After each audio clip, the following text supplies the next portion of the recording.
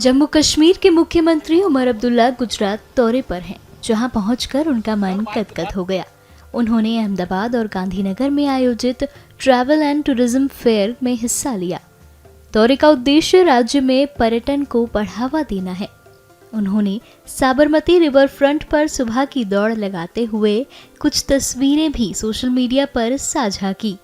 इसके बाद प्रधानमंत्री नरेंद्र मोदी ने जम्मू कश्मीर के मुख्यमंत्री उमर अब्दुल्ला की गुजरात यात्रा पर बेहद खुशी जताई।